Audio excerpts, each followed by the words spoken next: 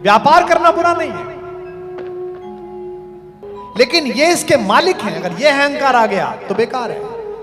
Custodian है आप, आपको जिम्मेदारी सौंपी गई है। मैं एक डिग्री कॉलेज में पढ़ाता था, प्रेम विवाह किया तो एक मारुति 800 हमने खरीद ली दोनों ने। नई गाड़ी आती थी, वो मैनुअल आती थी ना, उतर के मोड़नी पड़ती थी।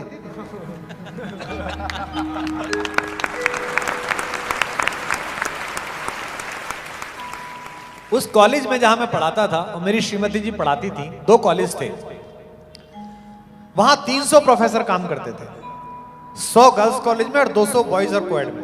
और मेरे पास एक गाड़ी थी। उस कैंपस में लगभग 70-80 लोगों के पास कार थी। जाड़ों का समय था। जिस शहर में मैं था, भरतपुर में, राजस्थान में नौकरी करता था, वो छोटा सा कस्बा था, तो रात को 7-8 बजे लोग सो जाते थे। मैं एक शहर में कोई कवि गोष्ठी हुई थी, उसमें आमंत्रित था। अब एक तो प्रेम विवाह, 2 साल के अफेयर के बाद, एक नई नई शादी, पत्नियां प्रतीक्षा करती हैं कि खाना साथ खाएं। बाद में तो पता होता है कि ये अपना खाई जाएगा तो अपना खा। हाँ, कहा था किसकी वेट करें। तो मैं चला गया साहब कवि गोष्ठी में। पत्नी से मैंने कहा कि मैं 9 बजे तक आ जाऊंगा, खाना साथ खाएंगे जैसा उसने कहा। गाड़ी लेके चला गया।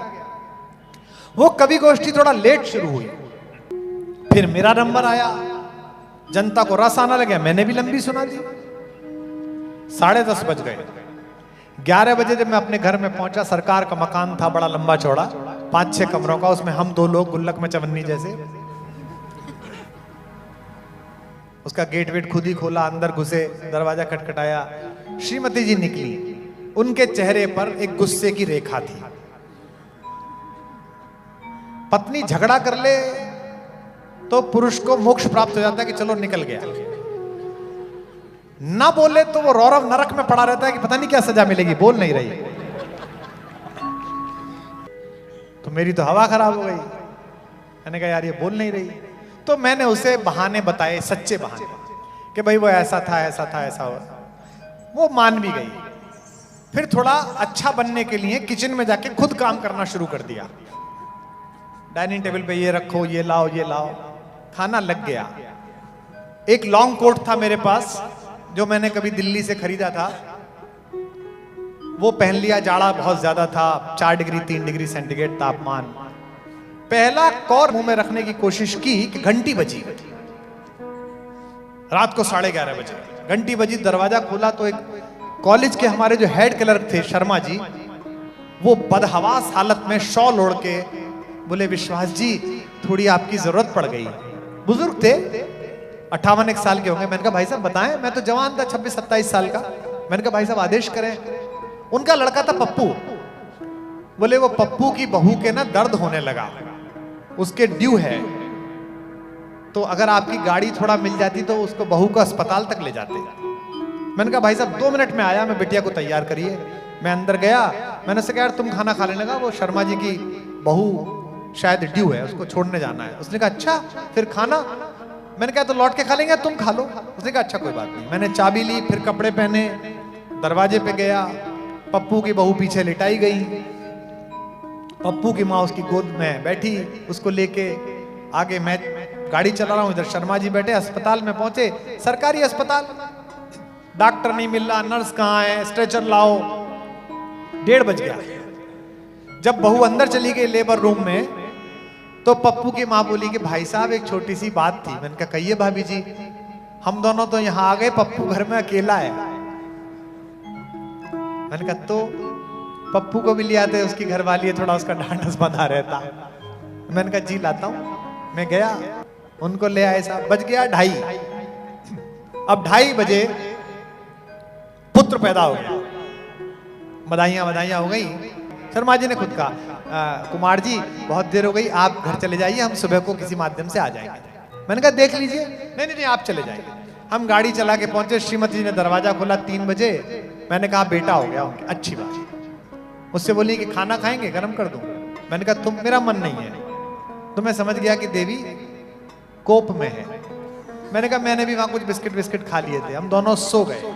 अगले दिन संडे था, सुबह उठ के अपने बाहर के लॉन में कुर्सी बिछाई, चाय वाय लगी, तो उसके चेहरे पर रात्रि का गुस्सा था। मेरे विवाह को 3 या 4 महीने हुए थे। मैंने उससे कहा रात की घटना पे तुमसे एक बात करनी है। उसने कहा कोई बात नहीं, हो जाता है। मैंने कहा नहीं नहीं, आज बात करनी जरूरी है, जीवन साथ बिताना है। तो बोली बताइए। मैंने कहा ये पप्पू की जो पत्नी है, इसको 9:30 बजे दर्द हुआ होगा शुरू।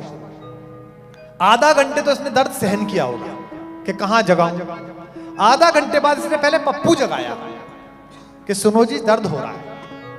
15-20 मिनट पप्पू ने भी अपनी आयुर्वेद क्रियाएं की होंगी, माथा वाता सहलाया, समझ में नहीं आया। तो फिर वो पप्पू मम्मी के पास गया होगा, मम्मी ज्योति के दर्द हो रहा है। तो मम्मी गई उठ के, आधा घंटे मम्मी ने लगाया होगा। फिर वो पति के पास गई होंगी कि बहू अब बस अब ले जाने की स्थिति में है। तो जब उसने झंझोड़ के शर्मा जी को जगाया, अब इस बात को आप सुनना कस्टोडियन लोगों, इस कैंपस में 70 लोगों को भगवान ने गाड़ी दे रखी है और मैं सबसे नया प्रोफेसर हूं, ये 20-20 साल पुराने हैं। जैसे ही उनके दिमाग में आया कि एक गाड़ी चाहिए, तो सोते हुए आदमी के दिमाग में ईश्वर ने कहा गाड़ी, वो जो नया लड़का आया है गाजियाबाद वाला, उसके पास है, वहां से ले ले। तो वो मेरे पास आए। भगवान ने इनसे कहा कि बाकी 70 गाड़ी छोड़ 71वीं गाड़ी उसकी ले ले। अगर आज मैंने इन्हें गाड़ी ना दी होती और मैं ना गया होता, तो भगवान मुझसे कहता है यार तेरे को काम सौंपता हूं, तू करता नहीं है, आगे से ना तुझे गाड़ी दे रहा ना काम दे रहा, इसी में लगा रहा है तू जहां लगा हुआ है। तो ये मैं इस गाड़ी का कस्टोडियन हूं, मैं इसका ओनर नहीं हूं। और वो दिन है कि आज का दिन है, आप सब भी अपने घर में संकल्प लीजिए, चीजें पुरानी हो जाएं और अगर सामर्थ्यवान हो तो उन्हें बेचना मत। अगर सामर्थ्यवान हो कि सोफा नया खरीद सकते हो तो उसको बेचना मत। अगर सामर्थ्यवान हो कि कपड़ा नया खरीद सकते हो तो पुराने को बेचना मत।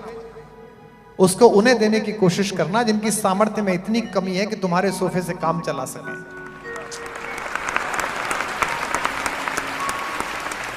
गमों की आंच पर आंसू उबाल कर देखो, बनेंगे रंग किसी पर तो डाल कर देखो। और इस पुण्य भूमि में रहने वाले लोगों, बनेंगे रंग किसी पर तो डाल कर देखो, तुम्हारे दिल की चुभन भी जरूर कम होगी, किसी के पांव का कांटा निकाल कर देखो। ये सिखाते